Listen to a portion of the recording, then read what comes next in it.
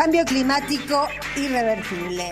Eso podría ser un título sobre el informe que presentó ayer la ONU. En realidad está presentado como que es el informe más completo hasta la fecha. Cada informe que da la ONU es el más completo hasta la fecha en que sale ese informe, digamos. Vienen sacando informes sobre cambio climático hace unos cuantos años, se reúnen diferentes estudios, esta vez este estudio de la ONU que proviene del IPCC, son expertos sobre cambio climático de todo el mundo que envían a las Naciones Unidas sus respectivas investigaciones. Esta vez reunieron 14.000 informes científicos de diversos lugares del mundo y las conclusiones son terroríficas. Hay varias cosas para desglosar esto. Por un lado, lo primero es que es estos informes, y los que lo antecedieron, son densos. Es información difícil de asimilar. Hay que tener como cierta preparación o seguir el tema como para poder hacer una lectura lineal. Es precisamente el tipo de información que los grandes dispositivos mediáticos están bloqueando en las cabezas de millones de personas, simplificando todo, llevando los debates hacia la estupidez, alienando a la gente. Esta es otra de las consecuencias de esos dispositivos de comunicación que tampoco permiten entender no solo las políticas respectivas de los diferentes países, sino el mundo en el que vivimos, ¿no? Yo hace unos años empecé a divulgar bastante, justamente porque es una gran divulgadora del cambio climático, a Greta Thunberg, cuando tenía recién 15 años, y ella sigue. En realidad yo me enteré de este informe antes de que saliera porque ya están militando, y también ahí hay una salvedad que hacer porque los Viernes por Futuro, que es el movimiento mundial, los secundarios por el clima, que es otra derivación, en la Argentina hay una delegación de eso, es un movimiento que esta chica puso en marcha en Europa y en los países escandinavos y que ha tenido una adhesión enorme, que ahora se interrumpió por la pandemia, pero quiero decir, lo que venía asomando hasta el inicio de la pandemia era que había una generación, que es la generación que está cursando ahora el secundario, que estaba prestándole mucha atención al tema del cambio climático, que para nosotros, para nuestros oídos, ya es, uno dice cambio climático y es como un cliché, es algo como impenetrable, es algo por lo que uno nunca dice, hay un informe de cambio climático, voy a leerlo a ver qué dice, o hay una nota en la televisión, vamos a hacer un debate sobre cambio climático, no te lo ve nadie, porque hay algo que hace que las cosas verdaderamente importantes, de las que depende nuestra supervivencia en este planeta, nada menos, se hayan, se hayan envuelto en una membrana de complejidad, y por eso son tan importantes los divulgadores científicos. Lo que dice este informe de la ONU, este último, es que la mayor parte de las consecuencias del cambio climático que hay hasta ahora son irreversibles. Es decir, que lo único que se puede hacer a partir de ahora es detener la emisión de gases para no empeorar la situación, pero lo que ha pasado hasta ahora, y para despejar un poco el tema del informe de lo que sí podemos ver en la televisión, pero no conectado, no intertextuado, como para que entendamos qué es lo que pasa, son estos sucesivos incendios que aparecen en Australia, en el Amazonas, ahora en Grecia, en la Patagonia Argentina, que son imparables, que cada vez se acercan más a los cascos urbanos, la extinción de muchas especies, no solo por la falta de elementos de subsistencia, sino también por los incendios o por las sequías. Hay de alguna manera una combinatoria que se va distribuyendo de una manera diferente por el planeta, pero en todas sus versiones causa muerte y causa extinción, que es por un lado las lluvias imparables y por el otro lado las sequías. Macri diría en algunos lugares llueve y en otros hay sequía, pero perdón pero lo cierto es que, como dato duro, hay un aceleramiento que registran estos últimos informes científicos en términos de calentamiento global. Por ejemplo, la temperatura media mundial fue casi 2 grados más alta entre 2011 y 2020, es decir, estamos tomando 9 años, que entre 1850 y 1900, 50 años. Es decir, en 9 años la temperatura, porque siempre se tiende al calentamiento, el tema es en qué medida. Se ha acelerado de una manera que también indica en las proyecciones que se seguirá acelerando hasta hacerse insostenible, y es ahí cuando ellos calculan que es hacia fin de este siglo, bueno, si esto no cambia y esto no baja, la vida va a tener menos lugares habitables que ahora. Entonces va a haber más concentración de gente. Y las migraciones, los desplazamientos de personas, por eso también hay que concatenar esto con las políticas de migración que hemos visto en los últimos años, porque el cambio climático ya había empezado. Muchos de esos refugiados que vimos sumergirse en el Mediterráneo venían escapando de guerras, pero muchos otros venían escapando del cambio climático, de las sequías que no les permitía tener nada para comer.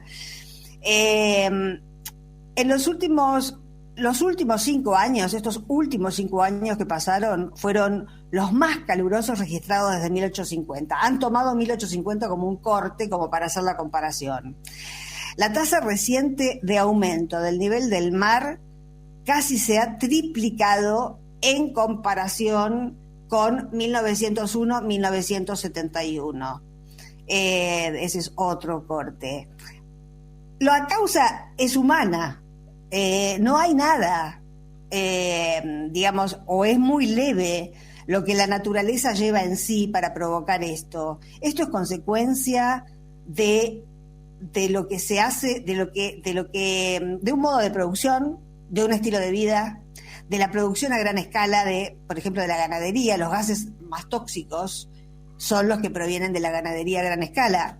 Por eso, cuando se incendia el Amazonas y se deforesta el Amazonas para hacer espacio para la ganadería extensiva, de lo que estamos hablando no es solo de la masacre de pueblos originarios amazónicos, sino también de un modo de producción con el que hay que empezar a cortarla.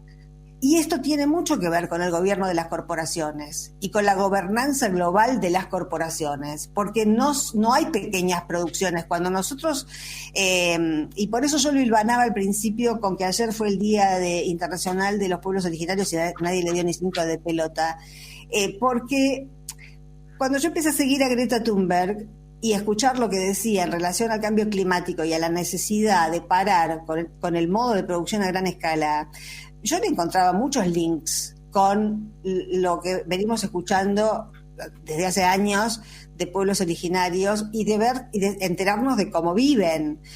Conté una vez que había uno de los pueblos más populosos del Amazonas, son miles y miles y miles y miles de personas, pero han tenido una sabiduría ancestral que se han repartido en diferentes zonas de la selva para no generar comunidades de más de 150 personas, porque eso es lo que da el hábitat. Si se juntan más de 150 personas, empiezan a alterar el hábitat.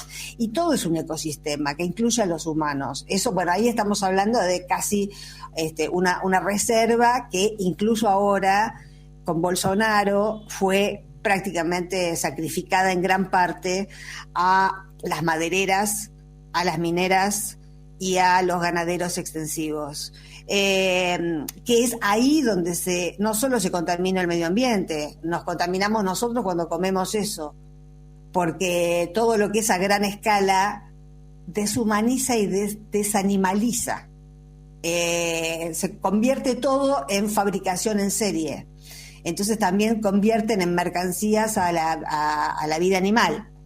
El informe de la ONU dice que las temperaturas extremas, incluidas las olas de calor, se volverán cada vez más frecuentes y se han vuelto más frecuentes ya desde los 50.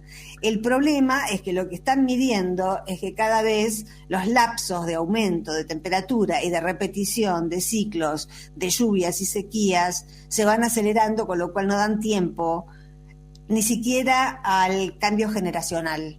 A veces en muchos lugares del mundo es la misma generación la que tiene que vivir esos ciclos y no se aguantan. Son generaciones prácticamente perdidas. Los científicos dicen que es inequívoco que la influencia humana ha calentado la atmósfera, los océanos y la Tierra. El aumento del volumen de los océanos es uno de los de los grandes ítems del cambio climático. Están subiendo, ¿por qué suben? Porque se derriten los polos, se derriten tanto la Antártida, los glaciares, como en el Polo Norte también hay, ante el calentamiento el hielo se derrite, ese hielo va a parar al mar, el mar crece de volumen y las islas se hunden. Y se van a hundir islas no son islotes, van a entrar en peligro, como llevándolo a Mar de Ajó. El otro día se cayó una casa. Bueno, se cayó una casa que en alguna época fue construida seguramente para hacer una casa en el borde del mar, pero lo que cambió fue el mar.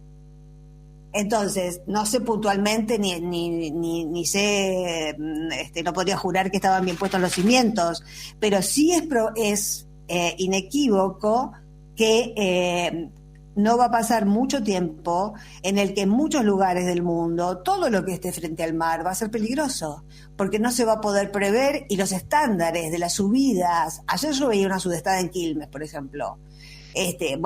Siempre que hay sudestada hay peligro y no sería la primera vez, siempre hay, o muy frecuentemente hay inundaciones en la ribera, pero el problema es que se van dando, todos estos fenómenos se van dando de una manera más acelerada y más dramática, y nada de lo que se ha hecho hasta ahora ha logrado detener ese movimiento del planeta en relación con el modo en el que los humanos producimos, vivimos, consumimos. Por eso, cuando uno cuestiona o uno se acerca al tema del cambio climático, es un camino por algo, no es siendo un tema del que depende nuestro futuro, el futuro de nuestros hijos, el futuro de nuestros nietos. Hay que tener conciencia, por un lado, o de nación, o conciencia de la especie, o conciencia que vaya más allá del proyecto individual de hoy de cada uno, porque si no este tema no se puede abordar. Esto es un tema para prever para los demás, para los que vengan, para los que reciban este planeta. Hay mucha gente que está detenida o que está abogando solamente para vivir en el presente y que ni siquiera piensa en lo que van a recibir sus hijos o sus nietos. Y este es un tema para abordar pensando en eso, porque el final es previsible. Esto no es una película de final incierto, no es una película de final abierto. Si no se detienen las emisiones, la vida humana en este planeta va a llegar a un punto no muy lejano en el que no será viable. Se termina todo. Y sin embargo, pese a que lo que estoy diciendo parece ciencia ficción, tenemos informes disponibles, tenemos pibes que están entusiasmados en otros lugares del mundo con estas temáticas, porque se dan cuenta de que tienen derecho a la vida, a una vida sin estos peligros, sin estas amenazas, y también se dan cuenta que por más que la ONU hace años que saca informes como hacemos notas, decimos lo que pasa, pero no se toman medidas a gran escala sobre esto. Hasta ahora no hubo ninguna decisión importante para detener el cambio climático. Y finalmente, yo decía lo de al principio, ¿no? ¿Qué distinto sería el mundo si la conquista hubiese sido al revés? Alguna vez hice una nota sobre Manuel Escorza, que dejó inconclusa su última novela, que era El verdadero descubrimiento de Europa. Y él estaba escribiendo una nota en el que eran los indios peruanos, los collas, los aymaras, los que se subían a unos barcos y salían a cruzar el Atlántico y descubrían Europa. Y uno piensa cuando lee esto, y sabiendo la concepción, la conexión, y también la cosmovisión que tienen todos los pueblos originarios del planeta, no solo los latinoamericanos, todos. Realmente hay conexiones de cosmovisión increíbles en todos esos pueblos. Qué diferente hubiera sido la civilización si los colonizados hubiesen sido los colonizadores.